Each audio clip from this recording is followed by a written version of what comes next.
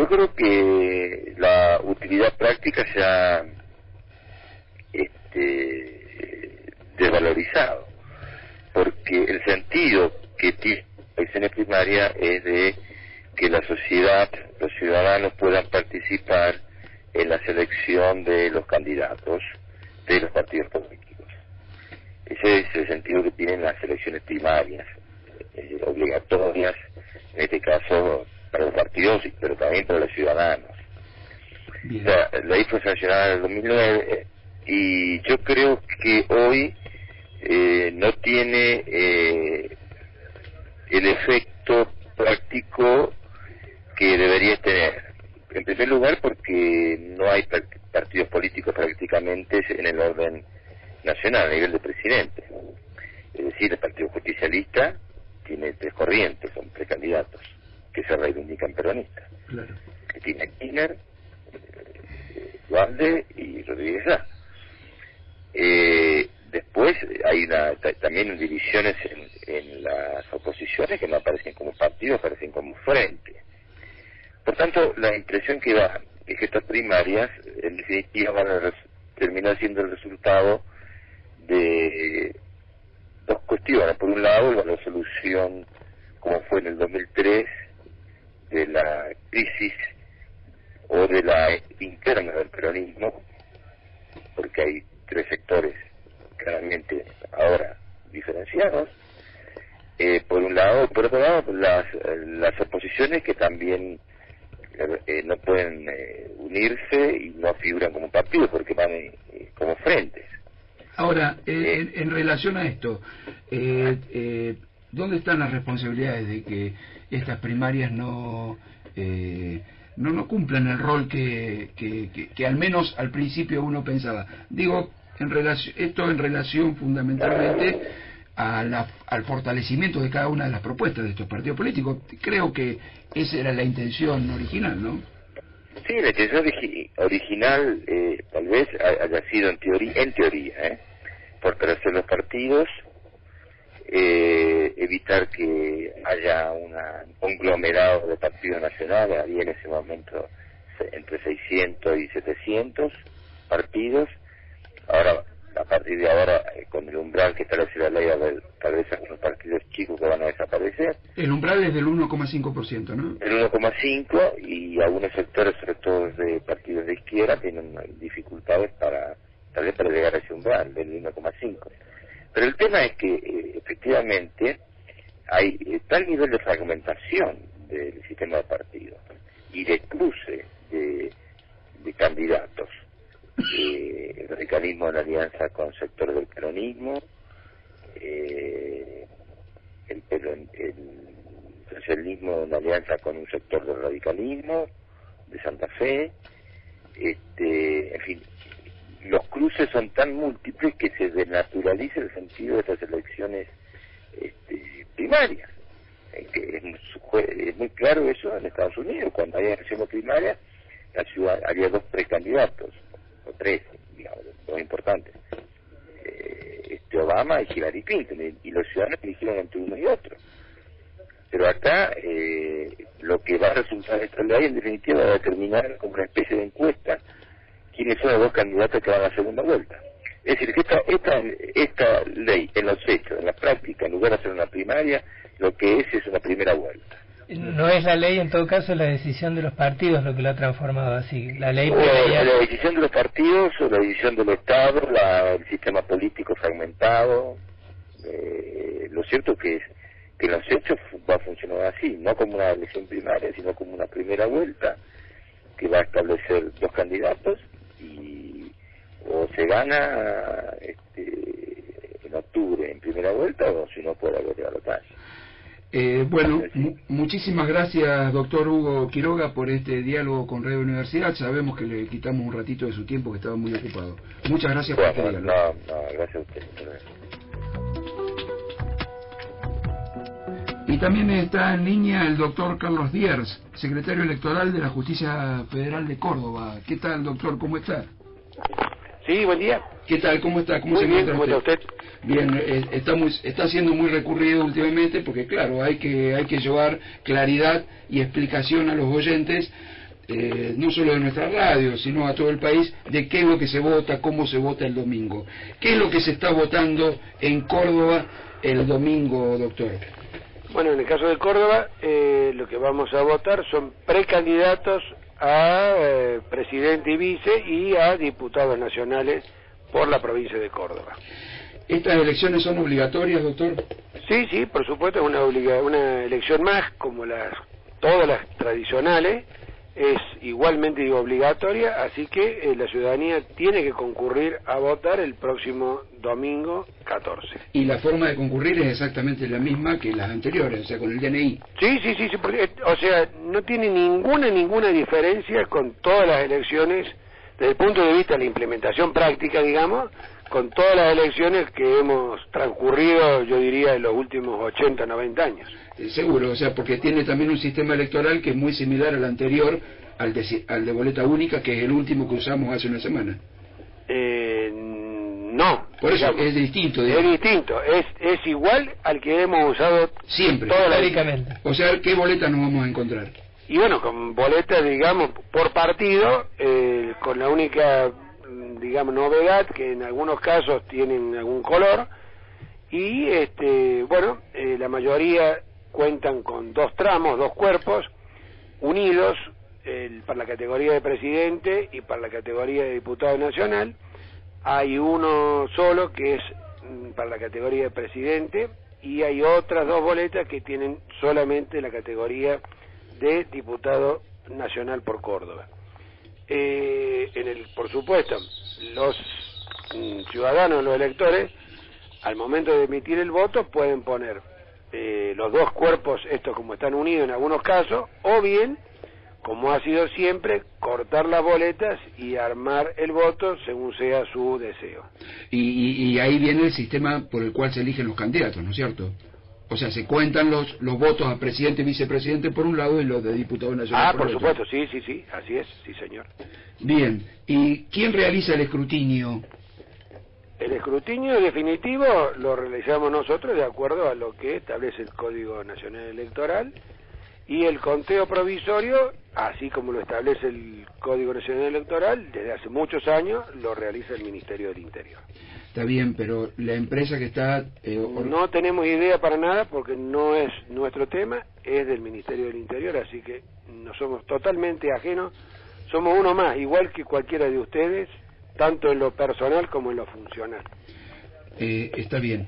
Bueno, ¿hay alguna particularidad respecto a las boletas? No, son exactamente iguales que las anteriores, solamente los colores son los que diferencian los partidos políticos. No tanto, o sea, digamos, es un elemento más para diferenciar un partido de otro, pero no es solamente ese, sino que tienen el nombre, el número, además la inmensa mayoría tienen fotografía de un candidato. Hay algunas boletas que son en blanco, o sea, como eran las boletas tradicionales, que eran todas blancas con impresión en negro. Bueno, hay también boletas que son blancas con impresión en negro solamente. Bueno, pero creo que el elector no va a tener inconveniente en, digamos, obtener o tomar la boleta que sea de su opción. ¿La cantidad de ofertas que va a tener cuando entra el cuarto oscuro? Y en el cuarto oscuro va a haber 17 boletas en total. Sí, yo no sé si es una pregunta que usted puede evacuar, pero la principal inquietud de la audiencia en general es, cuando se pensó este sistema, ¿cuál es el propósito de que exista? ¿Qué problema viene a solucionar esta interna abierta? Bueno, fue, digamos, la idea del legislador de, digamos, sustituir, reemplazar las tradicionales elecciones internas de los partidos políticos, haciendo que fuesen todas simultáneas, el mismo día, que fueran obligatorias. Le hago una consulta, el sentido que fuesen el mismo día es para evitar esa cosa que ocurría y se denunciaba muy frecuentemente, que había movimiento de afiliados de un partido a otro para participar primero el interno un partido, después me lo lleva a otro. Utilización de padrones. También se daba, o para otra situación que por ejemplo en Córdoba podría haberse dado, que nosotros tenemos 2 o 3 partidos que de hace muchos años tienen previsto en su carta orgánica que las elecciones internas para cargos electivos sean abiertas. Entonces eso también podía llevar a que un día votáramos en una interna para unos y otro día en otra para otro. Además, contaba por decirle que la obligatoriedad no solamente es para nosotros como ciudadanos para concurrir a votar este domingo, sino también para los partidos. Los partidos que pretendan participar de la elección del 23 de octubre tienen que haberse presentado para esta, pero además tienen que superar un piso que ha establecido la ley. Quienes lo superen, automáticamente estos precandidatos pasan a transformarse en candidatos, pero si no logran superar el piso, no pueden participar de la elección del 23 de octubre. Doctor, ¿el transporte el domingo va a ser gratuito como en las elecciones anteriores? La ley electoral no prevé ningún tipo de transporte para nadie. Es una decisión que la ha adoptado el domingo pasado el Poder Ejecutivo Provincial y que la ha implementado también el Poder Ejecutivo Provincial para este domingo venidero, dentro de la jurisdicción provincial únicamente, a nivel provincial estoy hablando, pero que es un subsidio del Estado para que los electores que reúnan las condiciones que establece la disposición administrativa provincial, digamos, posibilita que algunos electores puedan trasladarlo. O sea, no es que uno va y dice, acá estoy yo y quiero viajar. No, no. Claro. Tiene que reunir requisitos determinados, acreditarlos para que tendrá que ver con la dirección del documento. Bueno, el tema de dónde, qué domicilio tiene el documento, dónde figura en el padrón, bueno, requisitos que yo digo, yo no los conozco porque no son de nuestra órbita. Claro. Pero esa resolución ya está dictada, dice usted. Sí, o sea, en el ámbito de la provincia va a haber transporte gratuito cumpliendo esos requisitos. Sí, señor, hace 2 o 3 días. Bien, perfecto. Bueno, le damos las gracias, doctor Diers, por esta comunicación y por sacarnos estas dudas que realmente son importantes frente a comicios totalmente nuevos, ¿no? Porque esto en Argentina es la primera vez que se realiza que las internas, las primarias, sean abiertas, donde la participación sea obligatoria y el mismo día para todos. Sí, señor. Muchísimas gracias, doctor. No, gracias a ustedes. Hasta luego. Bueno, y el debate que quedó pendiente y que a mí me parece que es muy interesante que decir algo al respecto es sobre la valoración y sobre la importancia política que tienen estas elecciones internas y por qué de alguna manera se intentó desnaturalizar. En mi opinión, sí hay un intento de desnaturalizar las internas, pero ese intento está por parte de los partidos políticos. Cuando organizan sus internas lejos de esta fecha, no la hacen todo el mismo día y la hacen a padrón cerrado como la mayoría de las que se han realizado en la Argentina. Y fíjate vos, yo creo que esto ha debilitado a los partidos políticos, inclusive ha debilitado a sus candidatos. En mi opinión, algunos candidatos de los que se presentaron en la elección anterior, la elección del domingo pasado, y que no salieron beneficiados por los votos, hubieran tenido más cantidad de votos de haber participado sus partidos respectivos a nivel nacional en estas internas abiertas. ¿Por qué? Simplemente porque hubieran traído un debate a toda la población, hubieran mantenido calentito esas ganas de participar en la política y esas ganas de tener más reflexiones y más debate alrededor de sus propuestas. A mí me parece que hubo de alguna manera una decisión de los partidos políticos, de la mayoría de ellos, la mayoría de los partidos políticos que se pueden poner dentro de lo que significó la oposición política, de realizar sus internas en otro momento, digamos, ¿no? Y no hacerlo este día. En cualquier caso, lo que ocurre es que no se hacen internas.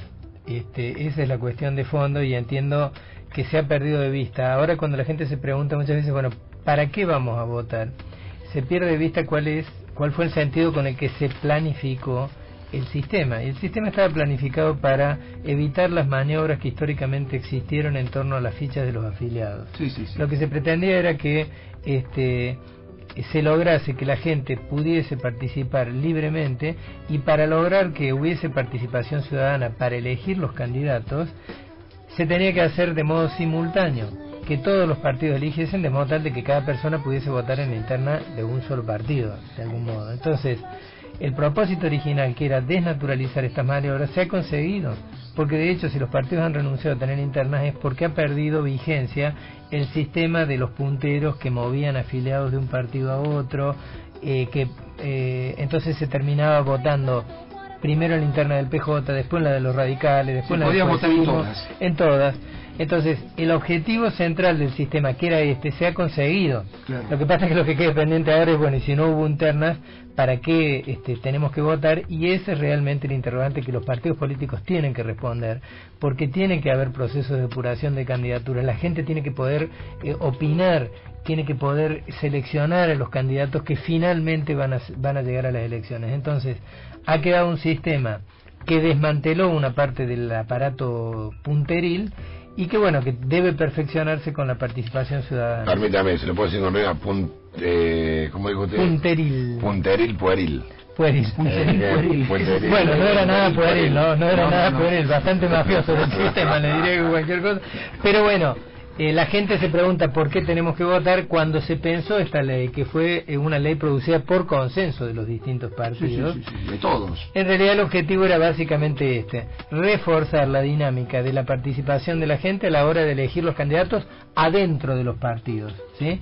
Tomando como base tal vez la experiencia de la ley de lemas en Santa Fe, que en algún modo es el antecedente más conocido de lo que se está haciendo ahora. En un solo día todos los partidos políticos eligen sus candidatos. ¿Qué ocurrió? En el caso de Córdoba, sí, el Partido Radical tiene varias listas de diputados, y eso pudiera ocurrir con distintos partidos. Bueno, bueno, es un camino que recién empieza, ¿no? Debut este domingo, es un camino que recién empieza. Habrá muchas cosas perfectibles, muchas cosas para mejorar, y seguramente también una conducta a aprender por parte de los partidos políticos, para que entiendan que esa es la forma más democrática y más sana para la convivencia democrática de designar a sus candidatos, y no hacer esa pantomima de que estamos todos de acuerdo en este candidato, cuando sabemos que 15 minutos antes están todos peleando como una bolsa de gato, y después dicen, no, bueno, ahora somos todos amigos de este candidato, digo. Pero muy interesante el informe, y muy revelador de un montón de cuestiones que anidaban en la oscuridad de una urna para mí.